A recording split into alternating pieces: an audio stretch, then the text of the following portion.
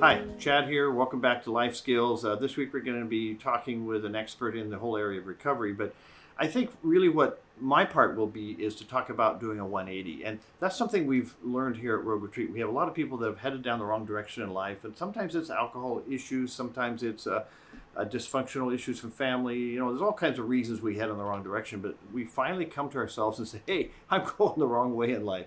And so what we've always said with our logo, we have 5 stars. We recognize that the people that come into Road Retreat are already stars. They just don't know it. I mean, they have been using incredible skills just to survive out there. Now we're trying to put them in a position where they can do a 180 in life, use those skills, and become a brighter and brighter star. That's what we believe at Road Retreat. So pay attention to what we're going to be sharing in this one.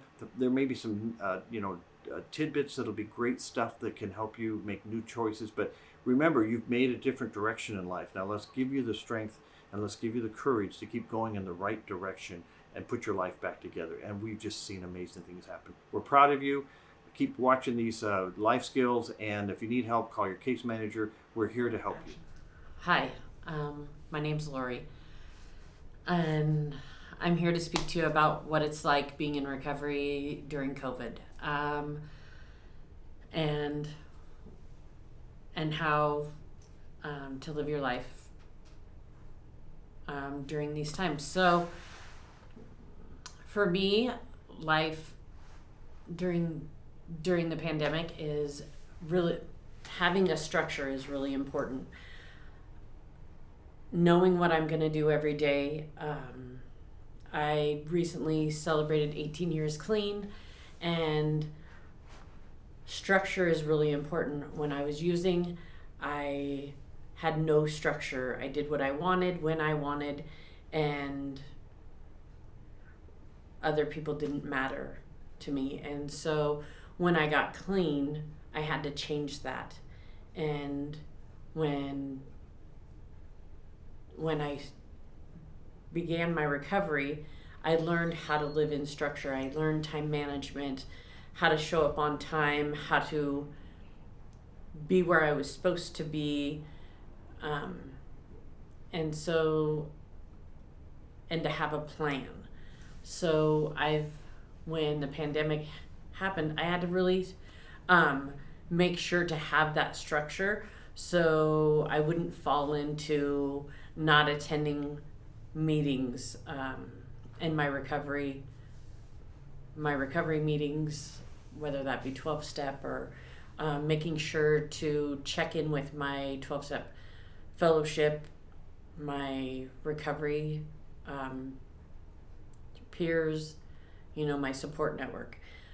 In the beginning, when they stopped doing 12-step meetings, I would FaceTime with all of my friends. Like, we would do 12-step, we would do 12-step meetings on FaceTime. And we would do step work. I would do step work with my sponsor over the phone. I would do, I have a group of women that I work the steps with, and we would do it over Zoom. I would do Zoom meetings and make sure that I was getting as many meetings in a week as I did when my regular life was going on before the pandemic, because that kind of structure is important to keep me feeling sane. So I've made sure to stay connected with my sponsor.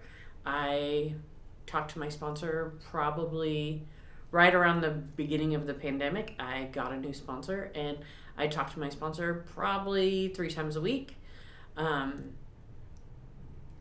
was talking to her every day. I talked to her about 3 times a week. I work the steps. I also am working the traditions with the women I sponsor, and I go to meetings. I stay really connected to my recovery, with my friends that are in recovery. For me, it's really important to stay connected. If I don't stay connected, I'm gonna if I lose that connection, I could possibly get loaded and end up where I was before I got clean.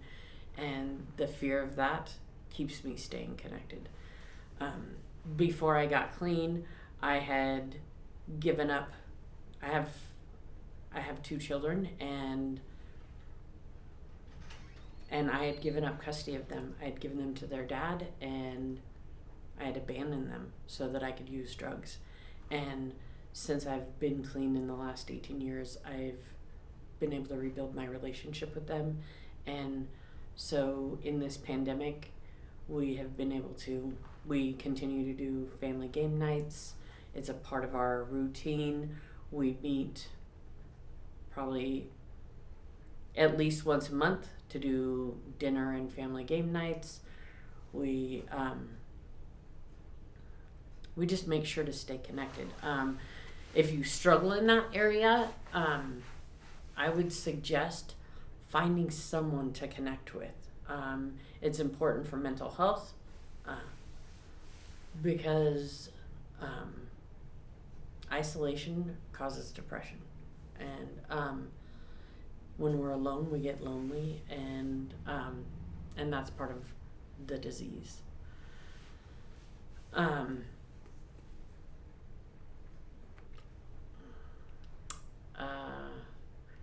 So part of my structure is also, when I first got clean, I was taught to, do my daily duties around the house, doing, little things to clean up my house, and then doing a deep clean on Saturdays so that, I kept my house in order. It is also, having daily duties that I do, whether it's to clean my house, to keep my mental health in order, to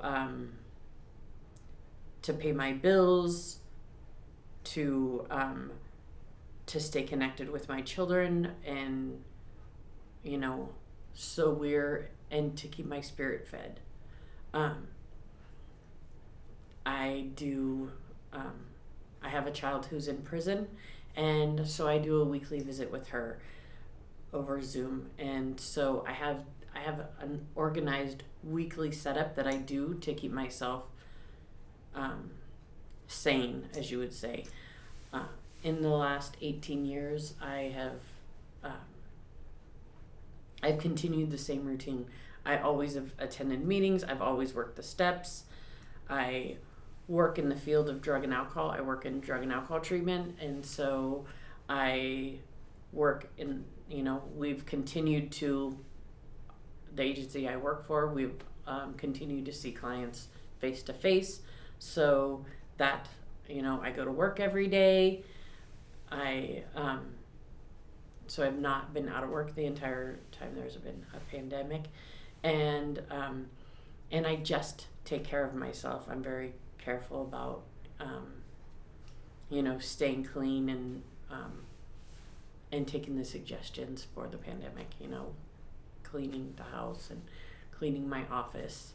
It's funny, when I got clean, I got clean in 2003, and I had started a degree in business, and I wanted to finish that degree because it was halfway done. And so I started going to college, and I wanted to finish that degree, but I didn't have the passion to own a business anymore. And so I started taking some classes in psychology because I was in recovery, and the agency that I went through treatment always wanted to hire me. They told me when I completed treatment, when you have a year clean, come back here and we'll hire you. And so they were always calling me, being like, hey, do you want a job? And when I had a year clean, I went up to the agency to go and share my story, and they asked me to run one of their houses. And I didn't work for the agency, I just lived there and got rent free, and I ran one of their houses.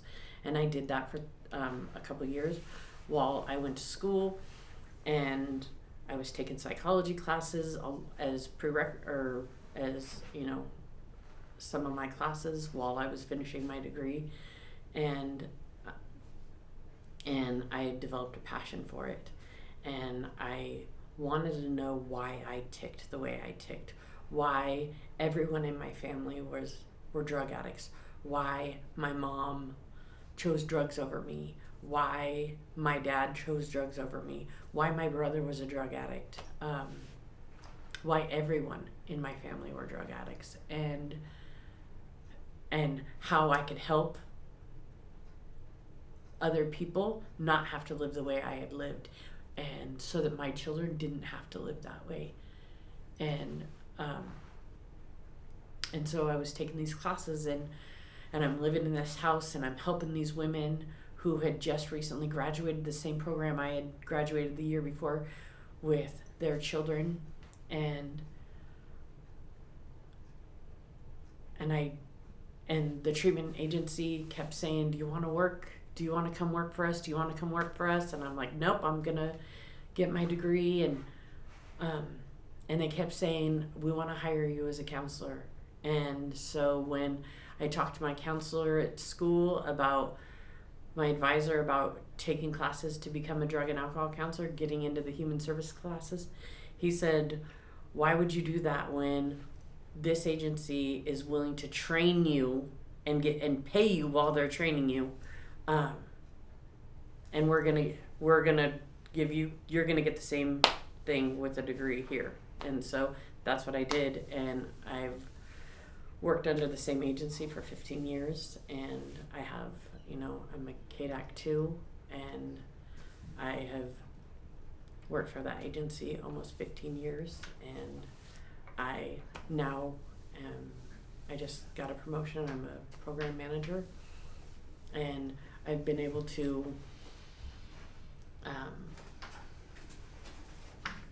watch people change their lives, and I don't take credit for their successes because I'm not willing to take credit for their failures, but I've been able to watch people and hold their hand while they've been able to develop their lives. I've met some amazing people, and it's amazing to be able to go to the grocery store and have people stop me and be like, and thank me for helping them, like, on their journey. It's kind of like this. I'm their travel guide, on their journey. That's how we look at it. So, and that's how I became a drug and alcohol counselor. Being in recovery and being working in the field, all of it is having a structure is really important. It's really important to follow your heart and follow structure, making sure that you have a plan for your daily routine, knowing what you're going to do on a daily basis, and not getting squirrely on the side, and because that can take you out sometimes. And for me, I had to know where I was going and what I was doing on a daily basis, and I still need to know that. Like, when I get up in the morning, I know what I'm doing. Like, I get up, I get in the shower, and then I go have my coffee. Like, that's my routine. I sit down and have my cup of coffee, I get on Facebook, I do TikTok, and then I go to work. That's my routine, and I do that. And then on the weekends, then I get to go do fun stuff. But it's like, I know what I'm doing every day, and that helps me in my recovery. It brings me stability, and I have a plan. And so I have a plan, and I have goals for my life. Every day I get to achieve my goals, and work towards achieving my bigger goals. And through that, I've been able to be successful in my life. I've been able to buy houses. I've been able to gain years in recovery. I've been able to raise children and raise successful children. I've been able to be married to the same man for years, which I was not able to do when I was under the influence of drugs and alcohol. And I have a happy marriage because I've had goals and I've been able to follow those goals and have structure in my life.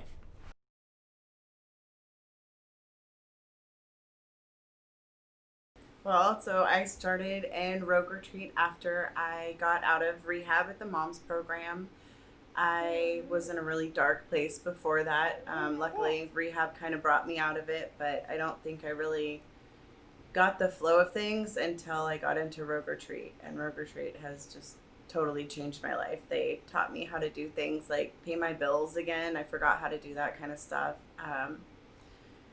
They've helped me come up with goals, and as long as I keep working towards those goals, I feel like I'm going somewhere in life, which is huge, because when you're on drugs or on the street, you don't have any goals, you don't have any you don't feel like you're going anywhere in your life. You feel like you're just like the Walking Dead, I guess. So I would say for anybody that's just starting out, sometimes it feels overwhelming and it's hard to get into the swing of things, but if you just keep doing the next right thing and just put one foot in front of the other and do the next step and the next step and meet with your caseworker, and if you're having a hard time, call anybody and reach out, and just remember every little tiny victory is a victory, even if it's the smallest thing. Even if you got out of bed and did the dishes today, it's a step from where you were. And if you just keep taking one small step and another step, then you'll be where I'm at. I mean, 2 years clean. I've got 2 years clean now. I'm going back to school to be a drug and alcohol counselor. And these are things I never thought I could achieve and never would have achieved without the help of Rogue Retreat. So I can say firsthand that this program, it works if you just work it and put in the time. Action. Hey there. I love hearing people's recovery stories, don't you? I think your own story is so powerful because it happened to you and no one can refute it, right? Nobody can say that didn't happen. If it happened to you, that's what happened, and that's your story. And I love that about recovery stories. I've heard so many over the years. People come to recovery for different reasons. They come to recovery in different ways. And in our training, we talk about different pathways to recovery and pathways of recovery. So it might be, we call it a nudge from the judge, or it might be you just hit bottom and lost everything. It might be any number of things. It might be you just want a better job and you're realizing, I can't keep going like this. I need to really get some education and I can't do it while I'm using. It might be mental health recovery. It might be different kinds of recovery. It's not always about drugs and alcohol. But those recovery stories are beautiful because we're each so unique and we have different needs and we have different things that we want out of life. And so I love hearing people's stories. And hey, if you want to share your story, feel free to write in the space below and share it with the world. Don't be afraid of sharing your story and don't be ashamed of where you've been. It's a beautiful thing to move forward into a new life. And that's what we try to do here at Rogue Retreat. And so take this story from Lori and just know that you have a great story too. And don't be afraid to share it. And as always, we love you, we care about you, and we just want you to have a blessed week. We'll see you next time.